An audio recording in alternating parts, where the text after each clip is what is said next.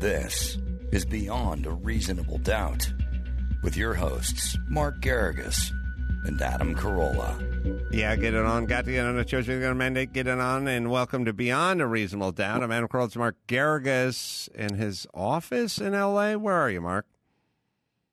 I'm in an office, but not in L.A. Parts unknown. I don't know where we are. We just landed, and I ran into the FBO because I wanted to talk to you. Yeah, well, what's going on in your world and in the world?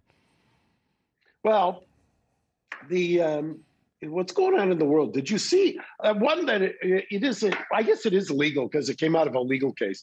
Do you see where Gavin Newsom cannot use the Democrat Party as his affiliation on the recall ballot? No. Did you see this? No, I didn't see that. Yeah. Why is that?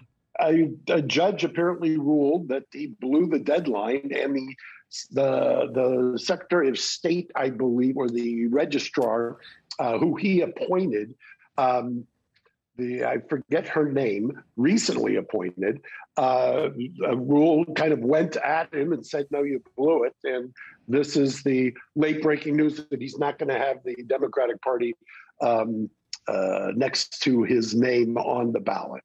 Will he have anything next to his name? Can you? It's too late to declare? I've got to see. I think so. I think it is too late to declare. But the interesting thing is I don't see how he loses because there really is, I don't sense, unless you see it or sense it differently, I don't sense that in the next 2 months, any of the people who are running are going to give him a run for his money, even though it's a two-step process where you vote first whether to recall him, and then if you're at that point, then you vote for somebody else. I just don't have the same feeling that we had when it was Gray Davis and Schwarzenegger. Well, if you think about Gray Davis and Schwarzenegger, Gray Davis looked like a public servant. He was as nondescript and as sort of meek and mild as a personality could be in public office. And then there was Arnold Schwarzenegger, the biggest star of the time. Now, it's kind of funny. Gavin Newsom is the one who looks like a leading man, and all the other guys running against him look pretty pedestrian. So it's hard to do, with the exception of Caitlyn Jenner. Oh, right, who looks like a leading woman. I don't know what she looks like, but the point is, who is going to beat Arnold Schwarzenegger at the height of his powers? And certainly wasn't Gray Davis, because he was as sort of Melba Toasty of a politician as you could find. And now, weirdly or poetically, there's a sort of opposite effect going on with Gavin Newsom. I just talked to my friend Larry Elder, talk show host out here, and he's thrown his hat into the ring. So I'll be rooting for Larry, and we'll see if he can make some sort of impact on Gavin Newsom. And I don't know how much the D next to your name is necessary, but the R next to your name is probably going to hurt your chances in California. So maybe I think everyone knows what party Gavin Newsom's affiliated with, so maybe it's, unnecessary to have that. Although it is kind of weird that he dropped that ball, right? Yeah, that was kind of my point. I'm sure I would purely speculate that some lawyer or some campaign official is getting an earful, like, how the hell could you blow this? It would be way too Machiavellian for me to think that maybe he would pick up an extra 8 points because people were, savvy enough to know that he was a Democrat and Republicans would vote for him or something. I just think that's too diabolical, and I don't know that would be something that I would buy into. That kind of I'm doing the Adam conspiracy theories, but the conspiracy theory that he did it on purpose because he didn't want to be affiliated with Democrats, because I've said this, that there is a large swath of Democrats who are dissatisfied with him, whether they want to characterize this as a Republican or a MAGA or a QAnon plot. He's got to understand that there are a lot of Democrats who wildly unhappy with the way he's handled things the last 2 years. Well, speaking of Democrats, I heard earlier in the day that Cuomo's wife was mentioned in one of the little black books that they found with, oh God, what's his name? Not Weinstein, but Epstein. Epstein, yeah. Epstein's book. I don't know what that means, but I imagine there's going to be a lot more names coming out of those books in the next few months. It's a subject we were talking about in the past. Any thoughts on that and who else may be in that book? Well, I think that there's going to be, you're going to find quite a few captains of industry, finance types. It'll be probably the most interesting thing to me is there's been recent articles done about his relationship, Epstein's relationship with Leslie Wexner, who was the mogul for Victoria's Secret and The Limited. And I just think that there are going to be revelations there as well. Was he the guy who sold the company and then killed himself? Or am I mixing that one up? He's the one who sold, I believe he sold him the mansion on the Upper East Side. What you're thinking of is the story that's told in The Social Network. Yeah, but I thought I'd heard it beyond that. Maybe it's a real story, but I don't think that this is that gentleman. I think that gentleman sold it, realized the mistake he had made, and killed himself, and this gentleman came along later and stewarded the business. Okay, so there's going to be a lot of, socialites in that book. I don't know what it means. It probably doesn't mean a whole lot. I mean, the news is going to make some hay out of it while the sun is shining every time they recognize a name. But I imagine a guy like that's got to have a lot of names in his book.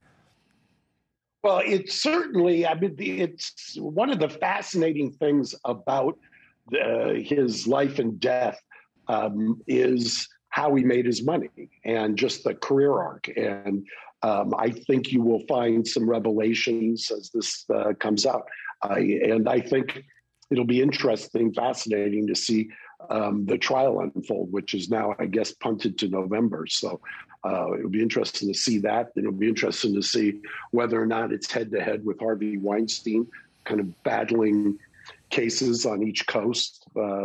And tomorrow, this drops on Tuesday. Tomorrow, Gary, have you seen this latest Britney Spears little dance video that I saw yesterday?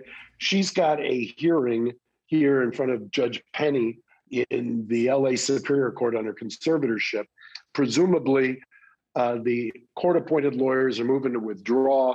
If you believe what's reported, there's a lawyer, Matt Rosengart, who is going to try to get substitute in. But then this little video just came out yesterday, and maybe Gary will find it and drop it in. I don't think it helps her cause that it was dropped yesterday. You tell me what you think, Adam. She's in her shorty shorts, her sports bra. She's doing her dance as she's apt to do in front of the camera. But I guess, what's your speculation, Mark, that it seems... Somebody takes it. It's a little manic. It's right. All right. So, as an attorney, we've kind of talked about this before. So, if your client is a flamboyant type who maybe has a lot of tattoos and piercings and what have you, when he gets in front of the judge, you say, put on this long sleeve cardigan sweater, take out the earrings, we don't want to see the bling. We are trying to sculpt a little bit of a narrative here. And so if you were Britney's attorney, you would probably say, lay low on sort of crazy videos until we're done with this chapter in your life, right? There's a certain, I always say, pretend, in the old days, I used to say, it doesn't work as well now, pretend you're going to church, or pretend you're going to the temple, or just, on your best behavior.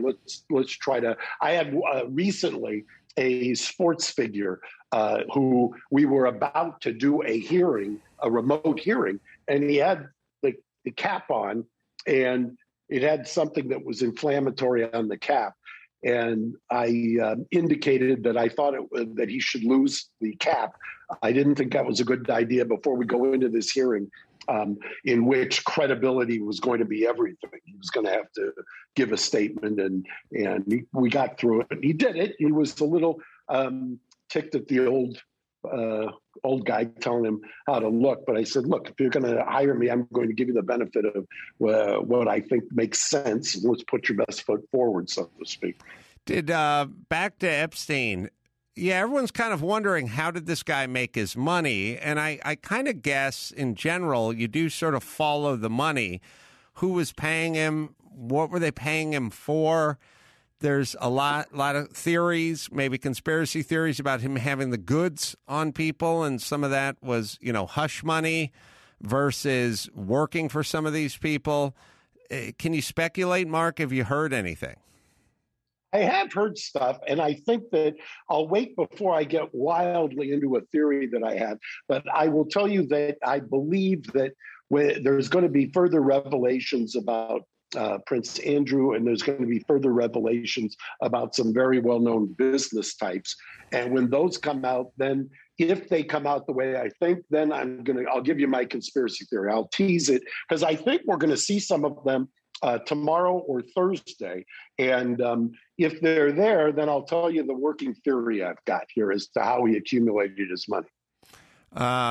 According to Gary, there's 350 names in that book. And again, we're bound to recognize many of those names because he didn't hang around with a lot of guys from the old neighborhood, I'm guessing. And yeah, where did he amass this fortune from? I mean, if I was investigating this, I would immediately just start following the money. It just seems like that's going to lead you to the most fertile soil, is who cut checks. And it's probably, probably been long enough, or it was long enough ago. There's probably going to be checks or money orders or something. I mean, there's going to be a financial trail to follow. And I imagine that they've done a deep dive into the finances, and clearly there's civil litigation surrounding all of this that'll get at the finances as well. It's going to be quite an unraveling here, and the 350 names. I don't even know how. Talk about titillation after titillation. It'll be a tabloid feeding frenzy.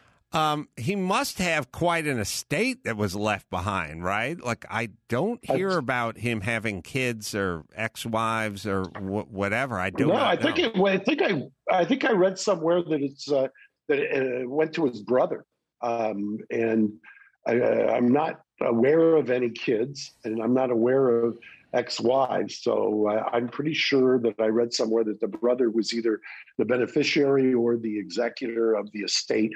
But he's going to be tied up in litigation for years to come. That's going to become his new, they'll be doing nothing but dealing with lawyers for the next decade. Well, so is that how it works? If somebody passes away, like Epstein, has amassed a fortune, gives it to his next of kin, in this case his brother, and now his brother has that, then everyone who's going after Epstein's money is now going after the brother's money, right? Yeah, they're going after the estate. The estate is going to have to battle certain things. I mean, there's certain things that don't go through the estate. Insurance money in certain cases does not. In other cases, there's other things that could be bequeathed before death that you could argue or make the argument that it's insulated. But if you've got a massive estate, and by all accounts, he's got a massive estate, that is going to generate litigation upon litigation. I mean, it really is kind of a cottage industry. His estate was valued at over $577 million, and in the will that he signed just 2 days before he passed away, he left all of the money to a private trust, which apparently is further complicating attempts of people to try to extract money from it. Right. So that was a calculated move. He had to know this was coming, and not too bad for a math tutor, right? All right, Mark, I know you got big and important fish to fry, so we will bid you adieu for this chapter beyond. Thank you, guys. A Reasonable Doubt. See you. I will tell you guys about BetterHelp. Reasonable Doubt is sponsored by BetterHelp. Online therapy, as we see the light at the end of the COVID tunnel. Many are still feeling emotionally out of sorts. You may not feel depressed, but maybe your relationships are suffering, or you're anxious, or you're struggling in your career. Trouble sleeping. You should talk to somebody. Visit BetterHelp.com/reasonabledoubt. Fill out a questionnaire to help them assess your needs and match you with a professional licensed therapist. Start communicating in under 48 hours via secure video, weekly video, or you can do it all over the phone or even live chat sessions. It's easy and free to change counselors if you need a better fit. It's BetterHelp, right, Gary? That's right. Online therapy is convenient and more affordable than in-person therapy. And our listeners get 10% off their first month of online therapy at betterhelp.com/reasonabledoubt. That's betterhelp.com/reasonabledoubt. All right, still some tickets left. You want to come out to Raleigh, North Carolina and see me at Goodnight's Comedy Club. That'll be this weekend, Friday, Saturday. You go to adamcarolla.com for all the live shows because I'm coming to a town near you. And if you want to check out all our offerings on our Pluto TV channel, we have our Chassis channel there. It's all free. And there's a lot of really good material on there, movies, and Adam Carolla Goes Racing. And that's channel 687. Until next time, it's Adam Carolla for Mark Garriga saying mahalo. Thanks for listening to Beyond a Reasonable Doubt. Stay tuned for more bonus episodes coming soon.